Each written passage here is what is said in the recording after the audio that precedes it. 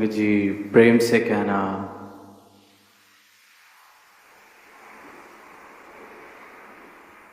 एक बार फिर यहाँ इस 8 नंबर ग्राउंड में आप सबके बीच ये सत्संग करने का अवसर मिल रहा है। कैसे 15 अगस्त को ही यहाँ मुक्ति पर आप सबके दर्शन हुए, और अभी जब राज मामी जी टूर का जिक्र कर रहे थे तो समा तो अभी 3 हफ्ते ही हुआ है, और जब वो बता रहे थे तो दास भी सोच रहा था क्या इतना सब कुछ अभी हो भी गया है। अभी कल ही तो यहाँ आप सबके बीच मौजूद थे और आज दोबारा बीच में ये सब हुआ भी कि नहीं, कहीं गए भी कि नहीं, कल भी यहाँ आज भी यहाँ। तो भाव यही आ रहे हैं कि ये जीवन भी इसी प्रकार,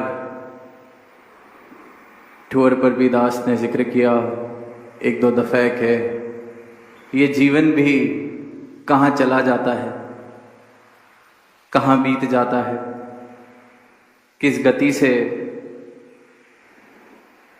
इसमें परिवर्तन आता है, किस गति से वर्ष बीत जाते हैं और लगता है कल ही की तो बात थी। कितनी बार ऐसे होता है कि अपने जीवन की कोई बात कर रहे होते हैं, कोई बात सुना रहे होते हैं और कह देते हैं कि ऐसे लगता है कल ही की तो बात थी। ऐसे लग रहा है कि अभी अभी वो पल बीता, इतने अच्छे से याद है। अक्सर ऐसे मौके जीवन में आते हैं जब हम इस पंक्ति का उपयोग करते हैं, इस भाव का उपयोग करते हैं। तो जब ये जीवन इतनी गति से बीत जाता है, ये समा कहाँ चला जाता है पता नहीं चलता।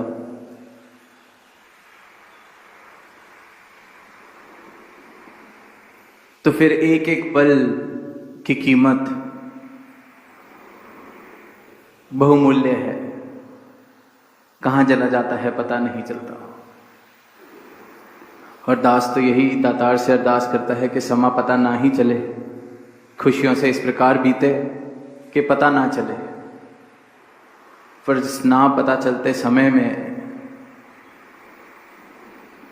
जो करने योग्य कार्य है वो कर लिया जाए। जैसा जीवन सजाया जाना चाहिए, जैसी इस जीवन की गरिमा होनी चाहिए, जैसी इस जीवन की शोभा होनी चाहिए, इसको उस प्रकार सजा लिया जाए, उस प्रकार सुशोभित कर लिया जाए। वरना लगेगा कि कल ही की तो बात थी कि कहा था अब सुधर जाएंगे, पूरी उम्र निकल गई। कल ही की तो बात थी, सोचा था अब ये बात दोबारा नहीं करेंगे, और पूरी उम्र निकल गई वही गलतियां करते हुए। कल ही की तो बात थी कि कहा था अब निंदा नहीं करेंगे। कल ही की तो बात थी कि कहा था क्रोध नहीं करेंगे। कल ही की तो बात थी कि कहा था इस दातार का एहसास अब बनाए रखेंगे। कल ही की बात थी, और ये कल ही की बात कब अगला कल आ जाता है और वो फिर दोबारा बीता हुआ कल बन जाता है। पूरी उम्र कहीं इस प्रकार ही ना बीत जाए, जाग कर ये जीवन जी सकें। सदगुरु ने ये ब्रह्म ज्ञान दिया है, हमारी झोली में आया है, सहज में मिला है, पर इसकी संभाल हो सके, चेतनता से ये जीवन जिया जा सके। आज जब वो बाल संगत का गीत था तो अभी गीत शुरू होने से पहले ही माइक पर आवाज़ आई हेलो। तो वो बच्चा अपना माइक टेस्ट कर रहा था कि माइक ऑन हुआ है कि नहीं। तो वो टेस्टिंग के दौरान ही शायद ऑन हो गया, तो हेलो की आवाज़ आई।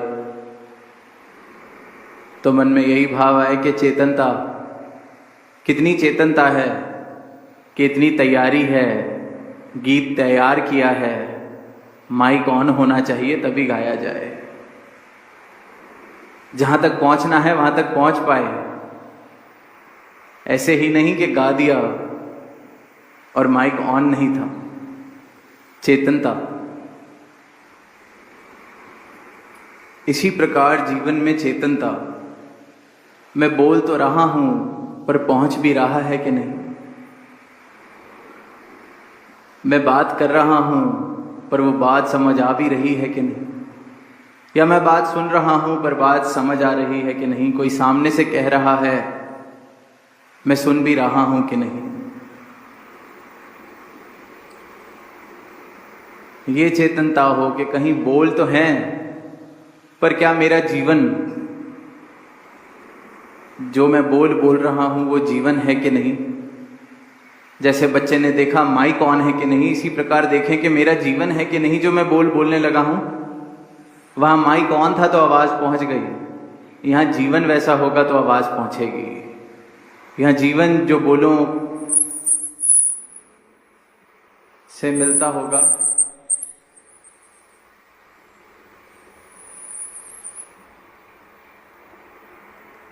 जीवन और बोलों में फर्क नहीं होगा तो बात पहुंचेगी। तो बोले, चेतन रहे।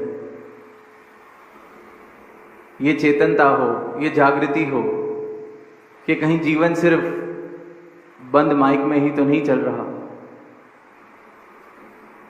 और वहां माइक क्योंकि आवाज पहुंचाने का माध्यम है, तो ये ना लगे कि मेरी बात दुनिया तक मैं पहुंचा पा रहा हूं कि नहीं। मेरी जो कही हुई बात है मेरे अंदर तक पहुंच रही है कि नहीं। वो माइक का उपयोग बाहर आवाज भेजने के लिए है। दास जिस चेतनता की बात कर रहा है, ये चेतनता हो जो बोल मैं सुना रहा हूं, वो वाला माइक ऑन है कि नहीं, जो ये अंदर भी आवाज भेज रहा है। मेरे अंतर मन में भी वो आवाज पहुंच रही है कि नहीं। ये चेतनता हो। टूर के दौरान ही किसी महापुरुष से बात हो रही थी, अपने दिल का हाल रख रहे थे। कहते कि कोई महापुरुष हैं, दास समझ नहीं पा रहा कि किस प्रकार से हैंडल करे सिचुएशन। लगता है कि जहां जैसा जीवन होना चाहिए वैसा जीवन नहीं है। कितने वर्ष हो गए हम देख रहे हैं, जवान थे अब बड़े हम भी हो गए हैं। अब जो आने वाले बच्चे हैं वो देख रहे हैं, ऐसा है वैसा है। बड़ा मन भरा हुआ जब हो जाता है। अक्सर कभी जीवन में हम देखते हैं सामने कभी कोई ऐसा व्यक्ति कि ये तो समझता ही नहीं है, इसकी बोली ठीक नहीं है, इसकी भाषा ठीक नहीं है, ये ठेस पहुंचाता है, ये ऐसे करता है, ये वैसे करता है। तो वही भाव आ रहे थे सामने से कि जीवन ऐसे देखने को मिलता है, वैसे देखने को मिलता है, सुधरते ही नहीं है, बदलते ही नहीं। तो दास ने बस सहज में इतना ही कहा कि तो इसमें समझदारी कौन नहीं दिखा रहा, जो बदल नहीं रहा या जो ये उम्मीद करे जा रहा है कि बदल जाएगा। बार बार अगर मैं करेला खाऊं और रोज उम्मीद करूं कि कल शायद इसमें मिठास मिलेगी, तो इसमें नादानी किसकी, मूर्खता किसकी, बचपना किसका। और फिर मैं शिकायत भी करूं कि ये करेला बदल नहीं रहा। कितना सिमरन किया था, सुबह करेला खाएंगे मीठा हो जाएगा। नंकार मेरी बात नहीं सुन रहा, करेले को मीठा नहीं कर रहा। आग को हाथ लगाता हूं, हाथ जलता है। फिर मैं कहता हूं आग बदल नहीं रही अपना स्वभाव, मेरा हाथ जला देती है। समझती ही नहीं है, बदलती ही नहीं है। कितनी उम्र हो गई, अब तो मैं भी 5 से 50 का हो चुका हूं, आग अपना स्वभाव ही नहीं बदल रही, मेरा हाथ जला देती है। दास ने कहा कि उनको छोड़ें, अपनी ही उम्मीद बदल लें। खुद पता चल जाए कि करेले का स्वाद कैसा होगा तो सरप्राइजेस नहीं मिलेंगे, दिल नहीं दुखेगा। 30 साल से अगर करेला खा रहे हो और कड़वा लग रहा है, फिर भी उम्मीद कर रहे हो कि कड़वापन जाएगा, मिठास आएगी, और फिर उस बात की शिकायत, करेला बदल क्यों नहीं रहा। तो समझदारी तो दोनों जगह नहीं दिखा जा रही। अब मनुष्य करेला तो है नहीं जो मजबूर है, बदल नहीं सकता, पर कई बार मत मर जाती है, अहंकार इस प्रकार का जोर ले लेता है कि मैं ही ठीक हूं। पर वहां हम अपनी चेतनता दिखाएं। दीवार में सर मारने से अपने ही सर को चोट लगनी है। तो हमने क्या समझदारी दिखाई, हमने कौन सी सियानप वाली बात की। बदलता नहीं है। परेशानी उठाने के लिए इंसान, परेशान होने के लिए इंसान कहीं से भी परेशानी ढूंढ लेता है। ये ऐसा क्यों है, वो ऐसा क्यों है। मुझसे किसी बात का सीधा सीधा कोई कनेक्शन ना भी हो, कोई राब्ता ना भी हो, परेशानी उठानी हो तो मैं उस बात से भी परेशानी उठा सकता हूं जिसका मुझसे कुछ लेना देना नहीं, क्योंकि इंसान परेशानी का आदी हो चुका है। समझ नहीं पा रहा कि जीवन में आनंद, जीवन में सुख, जीवन में खुशियां अगर नहीं है तो कहीं मैं ही तो कारण नहीं। मैं ही जाकर जरा देख लूं, कहीं मैं तो करेले से मिठास की उम्मीद नहीं कर रहा और कह रहा हूं मेरे जीवन में मिठास नहीं है। मिठास चाहिए तो आम खरीदना है, मिठास चाहिए तरबूज खा लें। और फिर मैं सिमरन करता हूं करेला मीठा हो जाए, और परमात्मा पे शक करता हूं, सिमरन पे शक करता हूं। तो इंसान अगर जाग कर देखे कि कर क्या रहा है, हो क्या रहा है इसके जीवन में, तो आधे से ज़्यादा जो परेशानी के कारण है उसी क्षण में ख़त्म हो जाते हैं। पर इंसान अपने आप से, अपने तरीकों से, अपने जवाबों से, अपने अनुभवों से इतना भरा हुआ है कि खाली होकर देख नहीं पाता। अभी टूर से वापस आए तो घर पर समृद्धि जी के एग्जाम्स चल रहे हैं, तो उन्होंने बताया, दास ने पूछा कैसा हुआ एग्जाम फ्राइडे को, तो कहते कि बहुत अच्छा, एक आंसर तो मुझे इतने अच्छे से आता था कि पूछा तो थोड़ा सा ही था, मैंने सारा बता दिया। लिखना तो 2 ही लाइन थी पर मैंने अच्छे से लिख दिया। तो दास को अपना समय भी याद आया कि कोई सब्जेक्ट, कोई टॉपिक अगर होता था कि इसकी तैयारी तो 10 नंबर जितनी की है, सवाल 2 का ही आया है, चलो टाइम भी है, लिख दें, बता दें। और कई बार ऐसे भी होता था मित्रों में, दोस्तों में, कि नहीं भी आता या पूछा कुछ और है, जवाब कुछ भी लिख देते। टीचर्स डे भी था परसों, तो जो महापुरुष इस प्रकार से ये टीचर वाला रोल निभा रहे हैं संसार में, वो भी देखते होंगे। कभी वाइवा लिया या टेस्ट लिया, पूछा कुछ था, पर बच्चे की तैयारी इतनी ज़्यादा, अपने आंसर से ही कई बार इतना ज़्यादा खुश होता है कि पूछा भी नहीं पर कहता है ये तो याद किया था, यही बता देते हैं। जीवन में भी क्वेश्चंस, आंसर्स, एग्जाम्स यहाँ तो चल जाता है। कभी कभी लगता है कि चलो ये नहीं आता, कुछ और लिख देते हैं, कम से कम टीचर इसी बात का ग्रेस दे देगा कि अच्छा इसको ये सवाल नहीं आता था पर पढ़ाई तो इसने की है, चलो आधा नंबर दे दें, ग्रेस मार्क्स देते हैं इसको। हम सब ने किया है। पर जीवन में जब सवाल आता है परमात्मा का,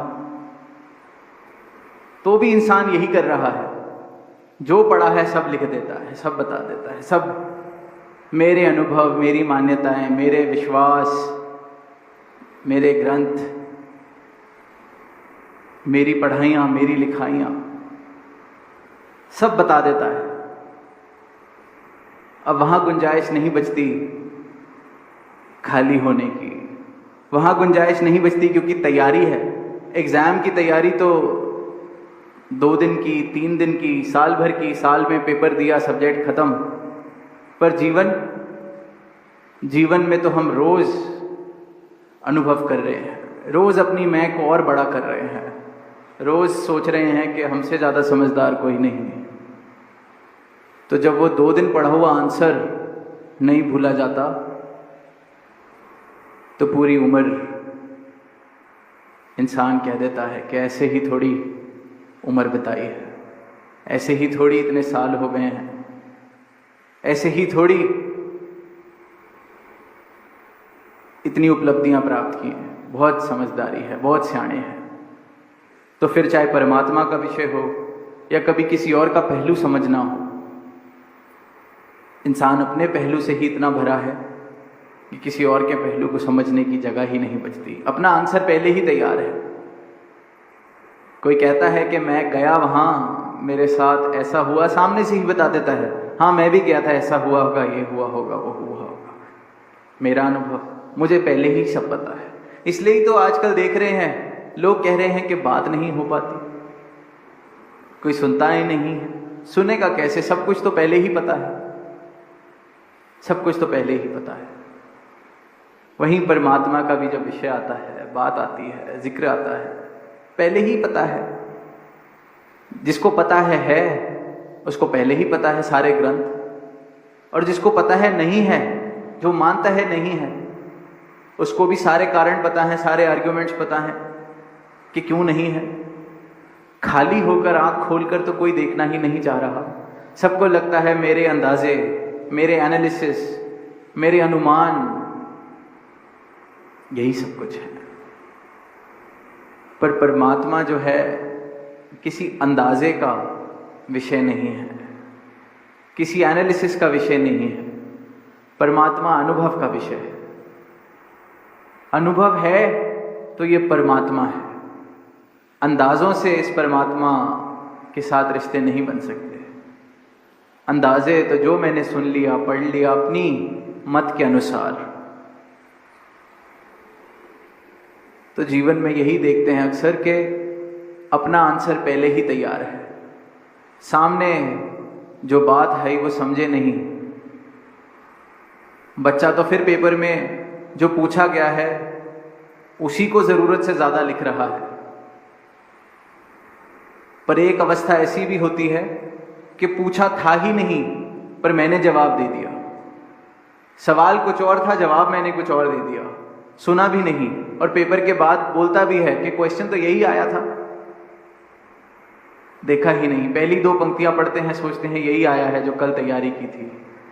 टीचर वाइवा ले रही है, पूछ रही है, अभी टीचर की बात सुनी नहीं, आंसर पहले शुरू। जीवन भी यही है, समझ नहीं आती। बीत पूरा जीवन जाता है, जहां से बात शुरू हुई कि कल की ही बात थी, कल की ही बात थी, इतने वर्ष बीत गए, पर जितने ना समझ कल थे उससे ज़्यादा ना समझ निकले हैं इतने साल बाद। क्योंकि समझने वाली बात इंसान समझ नहीं पाता। समझ बड़ी कीमती, समझ बड़ी दुर्लभ। कथनी करनी बड़ी बड़ी बातें, बड़े बड़े वखान बहुत आसान। समझ, जिस चीज़ की कीमत है समझ, वही सबसे दुर्लभ, वही देखने को नहीं मिलती। और जहाँ समझ आ जाए वहाँ फिर जीवन बदल जाते हैं। और समझ का मतलब ही अनुभव है, अंदाज़ा नहीं। अंदाज़ा, अनुमान, ये तो नासमझी के प्रमाण है कि समझ नहीं आई है, इसलिए भी अंदाजे लगाए जा रहे हैं। और समझ तब है जब अनुभव है। बात समझ आ गई तो फिर दोबारा वो गलती नहीं दोहराई जाती।